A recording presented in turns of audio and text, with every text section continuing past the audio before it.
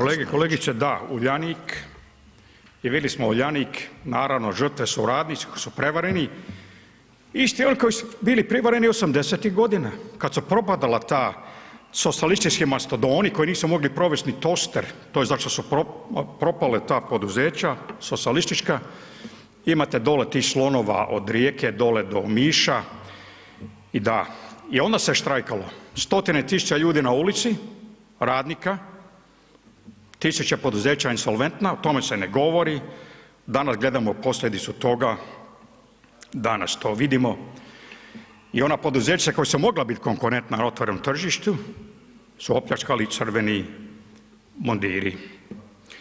Vraćam se na temu sad ovu, danas puno govora opet plin, struja, ima li Hrvatska uopće ovaj plan za energetsku, strateški plan za energetsku neovisnost? Spomenuo sam prije 6 mjeseci najmanje da Crna Gora je povukla crtu u Boki Kotorskoj na štetu Hrvatske i počet će tamo njihova državna tvrtka bušit za plin. Kakav je odgovor Hrvatske? Rekao sam također prije toliko vremena da će se, izgrađuje na Balkanskom poluotoku, izgrađuje se oko 2000 hidroelektrana. Gdje je tu Hrvatska? Dolazimo do glavne teme, strateško upravljanje vodom. Kakva je situacija globalna? Voda kao strateški resurs, no to kao papige ponavljamo, a šta radi po tom pitanju? Već je, danas se osjeti na globalnoj razini nedostatak vode i bit će gore sljedećih 10 godina sa klimatskim promjenama. Kina za južnu Kinu napravila je ovaj vodovod koji vuče do južne Kine, 1000 kilometara voda se dovlači tamo. U pojasu Gaze, da ne govorim, sve podzemne vode znamo ko kontrolira, voda kao strateški resurs. Rijeka Colorado u Kaliforniji je pala 2-3 metra, šta će ovdje biti? U Hrvatskoj se gubi voda, 50% vode, ja mislim se gubi se kroz zatreli sustav. Nekim mjestima na svijetu ta se voda filtrira 2-3 puta iz nužde.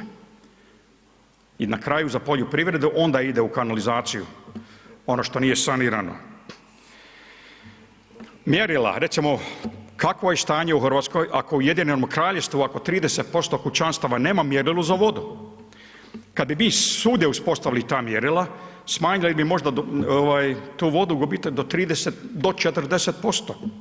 Ali Hrvati ne vole, puno Hrvatina vole džaba, sve džaba, ali davat ništa natrag. Nedavno je došla jedna obitelj, muž se priključio na struju, 47.000 kuna, dolazi račun, obitelj, deložacija, 3 djece. Da, treba gledati ne samo sa strateške, nego sa taktičke razine, kako mi sami smo odgovorni prema svojoj državi i njezinim resursima. Šta je sa poljoprivredom? Potrošeno je stotine milijardi dolara, u stvari kuna na poljoprivredu od 90-ih godina. Šta je sa navodnjavanjem, najnovijim sustavom navodnjavanja? Desalinizacija vode. I mi danas još, koliko godina, nakon trošenja desetke milijardi dolara na propala poduzeća, bivša državna, i na stotinu milijardi kuna za poljoprivredu, još nemamo jedan sustavnu strategiju o sačuvanju vode i još gubimo ogromni dio vode. Ja bih preporučio svakom hrvatskom državljaninu u sljedećih 5 godina da probuši bunar, da stavi nekakav tamo spremnik za kišnicu, to i također ne postoji po Dalmatinskoj zagori, Dalmaciji, gdje je najveća prijetnja od požara i to nam prijeti ove godine, bila je sušna godina, vidjet ćemo šta će biti i kakav je strateški plan za suzbijanje požara na Jadranu, ali najbolje, dragi Hrvati, Hrvatice, probušite za bunar, obrađujte tamo, da Bog da da imate hektar zemlje i pripremite se za sušni sljedećih 10 godina. Hvala lijepa. Sljedeći klub zastupnika je MOST-a nezavisnih lista